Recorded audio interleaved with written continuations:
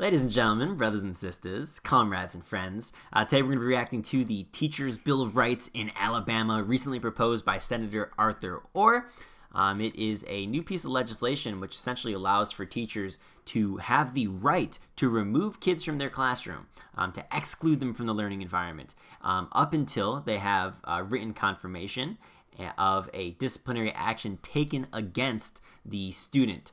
And so, as a principal, that would look like, all right, you get a form, because you got a student sent down to you. If they want to send them back to class, they have to say what disciplinary action, if any, was provided to that student.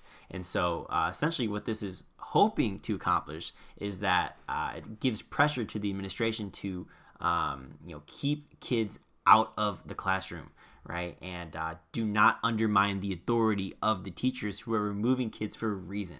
Teachers don't just remove kids because of nothing. They remove them for a reason. And so to just send them right back is essentially saying that the kid did nothing wrong and they know that they can get away with that misbehavior. And so you're just reinforcing bad behaviors. And then, you do this long enough for, 7, 8, 10 years. And it's like, then you wonder by the time they get to high school, it's like, and especially by the time they're looking to graduate, and they're like, wow, this kid, there's no way they're going to last in the working world. And it's like, yeah, you're right, because we essentially condone this behavior via our inaction.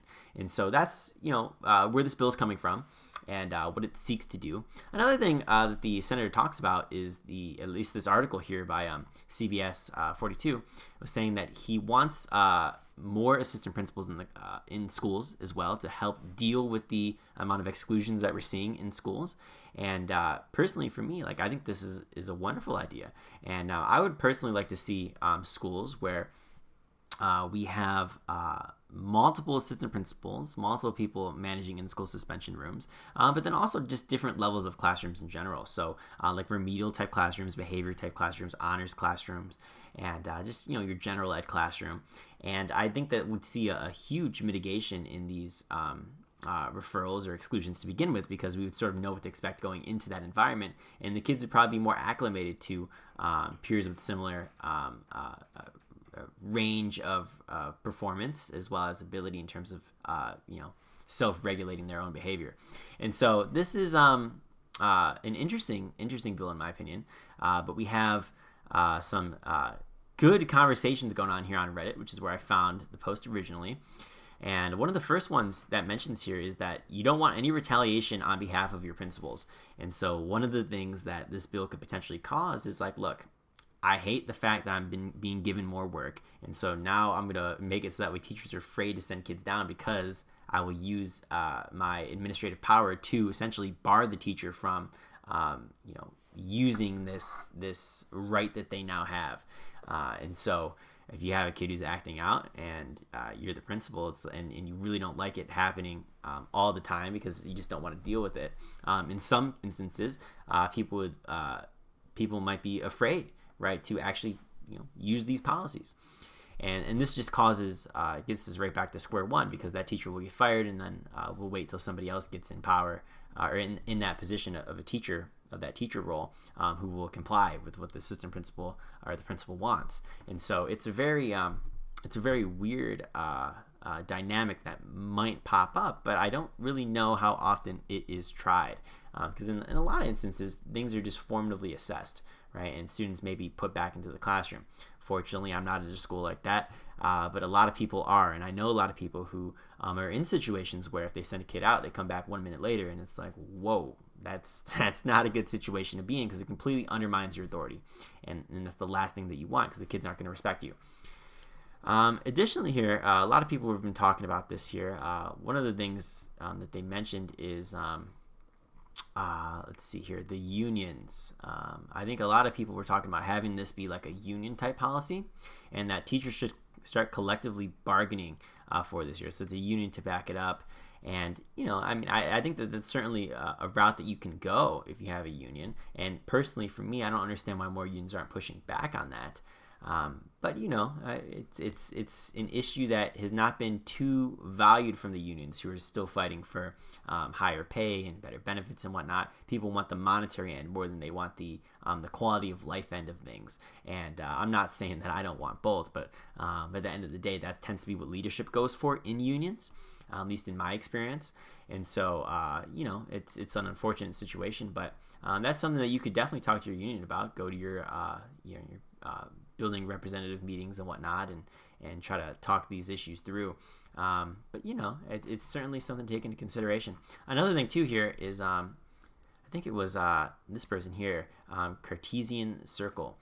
They mentioned how they had a 3-strike rule in their school, and I think this is pretty interesting, having and not necessarily like a 3-strike system itself, but a system that's progressive in its discipline. And a lot of schools have progressive discipline nowadays under the guise of PBIS. PBIS is a great system if it's implemented properly, and that can be a wonderful thing. But it's progressive, right? So you can't commit the same thing every single day for like over and over again, and then expect just to get like the normal, just a little like a talking to or something. It's going to progressively get worse for you. So you'll end up getting like in-school suspension for multiple days and the like, maybe even out of school if it's a severe enough behavior. But I think a system like that where it's progressive and it tells you exactly what's going to happen at each step, so it's more objective. And I understand that it's less personalized to the student, because you'd say, well, each student needs to get the discipline that would work best for them. And it's like, fair game. I suppose that's the whole equity model. But in the same breath, you also want to make it objective to some degree. It's like, where, look, I mean, yeah, we'll give you some leeway, right? And maybe we'll give you some options as to what you can do. Maybe like we throw some restorative practices in there. It's like, but there also needs to be a consequence that tends to ramp up a little bit over time.